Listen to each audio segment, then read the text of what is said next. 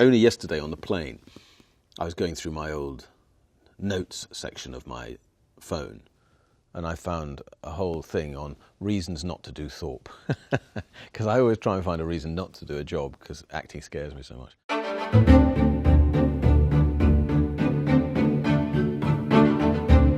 Morris. I was in a very dark place. Actually, it wasn't dark because I'd given up. I was writing and producing radio commercials, and I was extremely happy doing it. And I wasn't interested in acting anymore. Then my agent, who I hadn't spoken to for months, rang and said, oh, they want to see you for this Merchant Ivory film. And I said, no, I can't be bothered. And my brother, who's a banker, and very bossy, who happened to be at home sick that day, I was living with him, said, don't be ridiculous. You've got to go. You need some money. I'm sick of paying for you. So he made me sort of get dressed up, and I went. And they were kind enough to like me. That was the first sort of propulsion into movies. I didn't know what to expect. It came out very well. People sometimes say to me, oh, were you worried about playing a gay role? And I wasn't at all. Never sort of struck me as that was in any way difficult or dangerous or controversial. I remember the Venice Film Festival, the world premiere of the film. I'm sitting next to James Wilby and James Ivory and Ishmael Merchant in the front row of the sort of circle. And at the end of the film, the audience really loved it. And they stood up and they clapped for a long time. And then the tradition at Venice is that we, the filmmakers, stand up to accept the applause. What I had forgotten is that my suit was much too tight, and I'd undone it. And I'd undone my trousers quite early in the film, and I completely forgot to do them up. So it did look odd that at the end of this gay film, I stand up and bow solemnly to everyone, next to my co-star with my trousers undone. 4 weddings and a funeral. I got the script and I thought, well, there must be some mistake. My agent has sent me a good script. So I rang them up and I said, I think there's been a mistake. You've sent me a good script. They did that once before, actually, with Jerry Maguire. And I said, I think there's a mistake here. And they said, yes, sorry, that is a mistake. That was meant for Tom Cruise.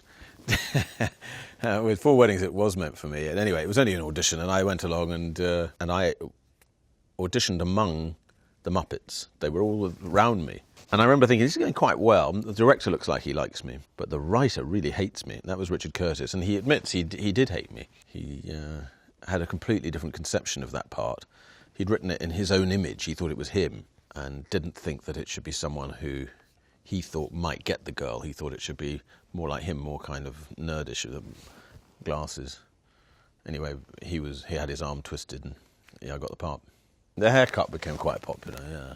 With some, I always hated it.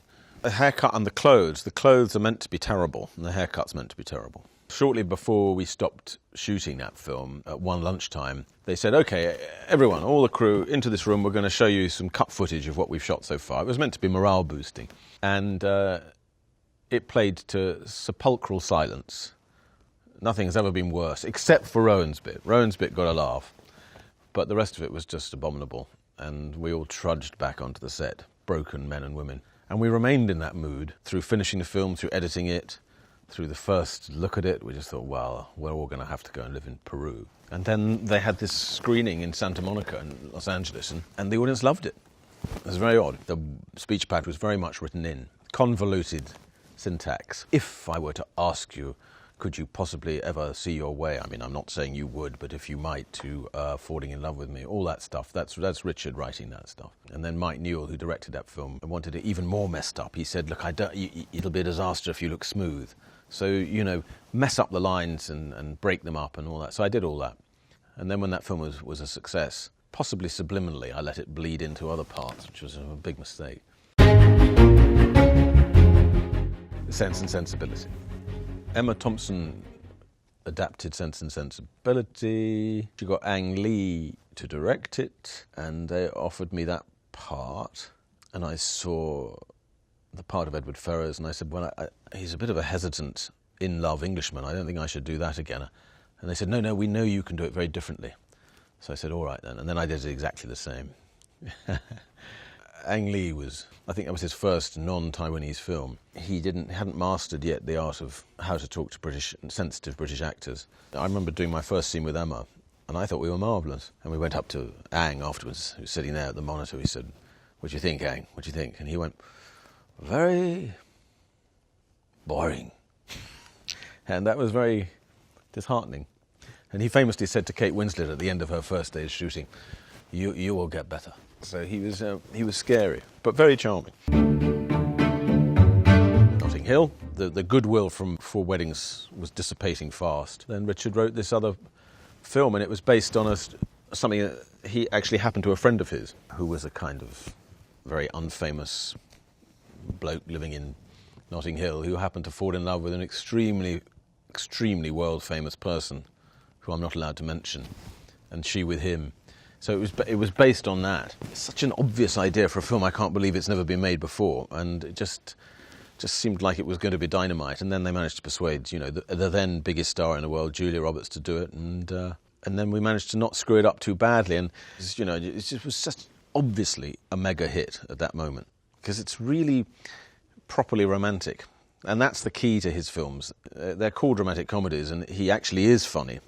The jokes are good, but what's special is that they are genuinely romantic because he's a romantic. Poor old Richard was always in love and being rejected, and all that's real, rather than fake ersatz kind of Hollywood romance.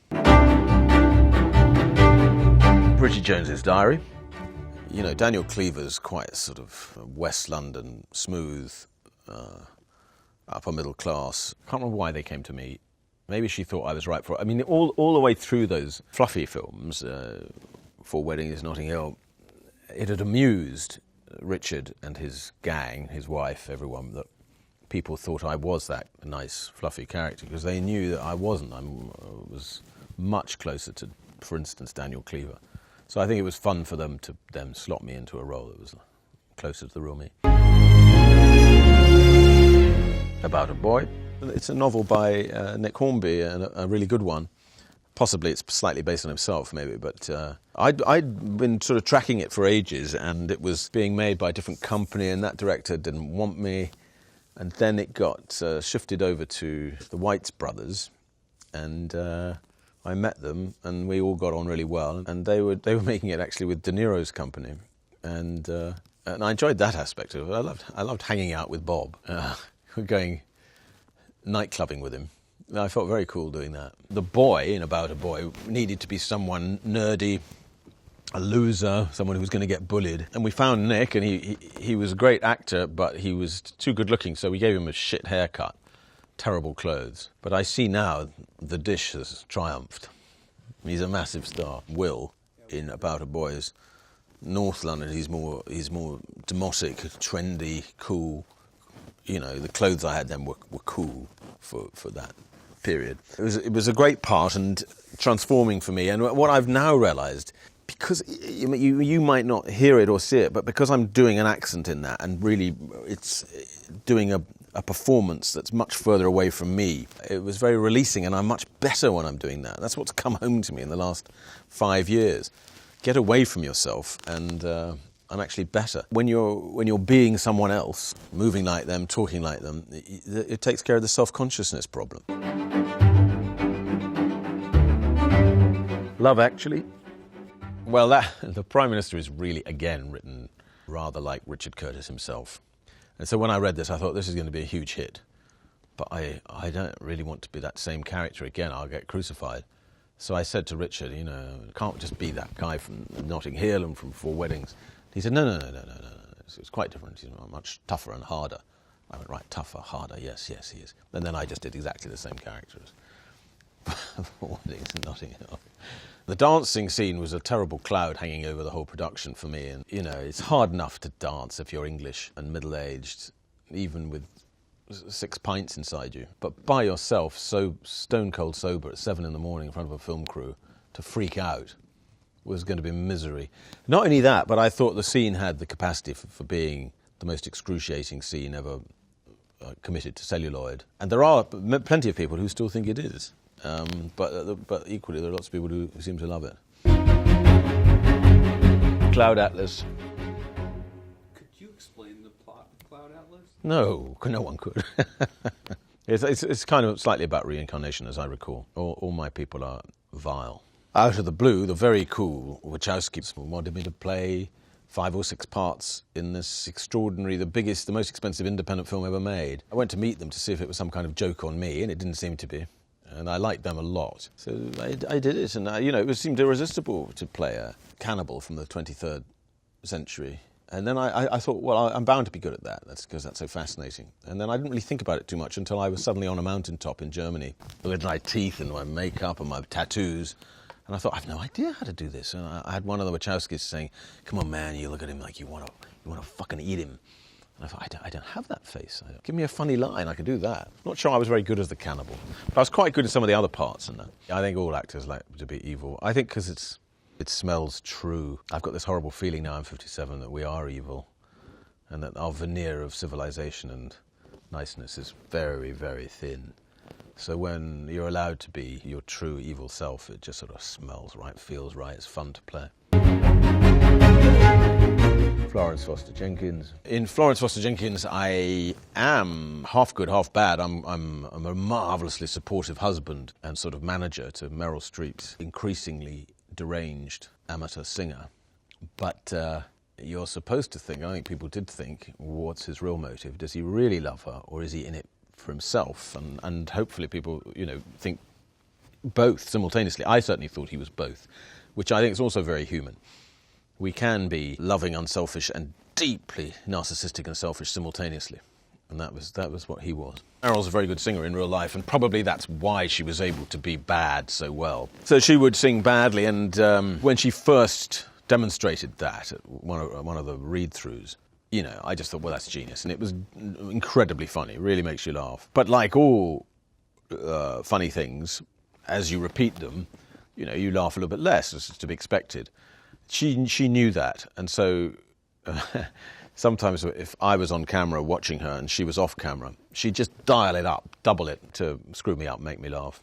She was very good at that. Actors like playing actors, or people in show business. They think this will be fascinating, but actually the world hates actors, quite rightly. The key to that character, funnily enough, is the same key to the next film I did, Paddington 2. Narcissism. They're all narcissists. I don't know why I keep getting off of these parts, but anyway, that's incredibly human, that really were just obsessed with looking out for ourselves. And it was certainly the key to Bayfield in Florence Foster Jenkins. He was a crap actor, the real Bayfield, or at least very moderate, very mediocre, and yet dazzled by the limelight. Just the limelight. And he had, therefore, the same disease as poor Florence Foster Jenkins, who was the world's worst singer, but just wanted to be on stage at Carnegie Hall, everyone looking at her. And you meet these people, they are very common in life. And anyway, so that was definitely the curse of Phoenix Buchanan in Paddington 2. Paddington 2. Paul King, who wrote and directed it, likes to tell this story, that he wrote a part of a washed-up, narcissistic old actor, called it Hugh, and sent it to me first. They did actually change the name when they sent it to me, perhaps out of tact. But nevertheless, the letter that came with the script did say, we've written this narcissistic monster of a washed-up actor, and we thought of you. It was very difficult to get past that letter. But then, it was a funny script, and I thought I could do that part. That film, Paddington, isn't there when you're shooting it, obviously, because he's created in a computer afterwards. Instead, you have a choice. You have a choice every time I was doing a scene with the bear. I could have stick with a bear's head on the end, which was actually a very sinister thing. I didn't even like looking at it. It looked like a kind of warning to bears, don't come into this area, you'll have your head cut off. Or you could have this stand-in lady who was the same height as Paddington. She was great, but I ended up with a stick. Became quite fond of the stick in the end. We used to have lunch together. A very English scandal. I was about to do something else. I was having dinner with Stephen Frears one night. He said, no, don't do that. I've got something else. And then he sent me these scripts. And I thought, television? I don't do television. But it was him, and I love him. And we seemed to, we made a successful film together. It's a fascinating story. It's a very interesting part of history. It's my childhood. The book was brilliant in that it brought out the black comedy of the whole thing, very mischievous. And then the screenwriter is extraordinary, Russell T Davies. He's a proper genius. So I had to say yes. In the courtroom scenes, when there's long push-ins on my face, no actor really likes it. Because you start well, you think, I'm a banging character here, as the camera dollies in for 16 bloody hours. After sort of 10 seconds, you think, I'm slipping out of character, I'm getting self-conscious. And by a minute into it, You know, you think, what's happened to my jaw? I can't even feel it anymore.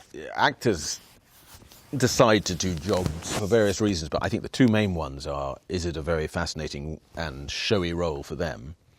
And the other one is, will this thing work? But I've always been absolutely fixated on, will it also be an entertaining thing? Because if not, well, this is a wank. What's the point of it? So for me, this one had both. I thought people are definitely going to enjoy this because it's such a weird story. It's sort of tragic and repulsive and yet at the same time funny. And equally, this is a great part. You know, he was a man I sort of knew the breed. My mother was at Oxford in the 50s, and the friends she'd made there used to come to dinner sometimes when I was a kid, and they were very Jeremy Thorpe, you know, very smooth and charming and reptilian. So I knew that breed, and then here was this sort of epitome of one of those guys with all this, not just dark secrets and a weird, sort of nasty, narcissistic side, but also tragedy. Jeremy Thorpe was never able to be himself, never able to love someone in his own way, which happened to be gay. And that's deeply tragic, you know. That's one of his tragedies, and then his other tragedy is a more sort of classic Greek or Shakespearean one, which is that one event in his life gradually brings him down, having built himself up to with a terrific career and life and reputation. This thing just destroys him.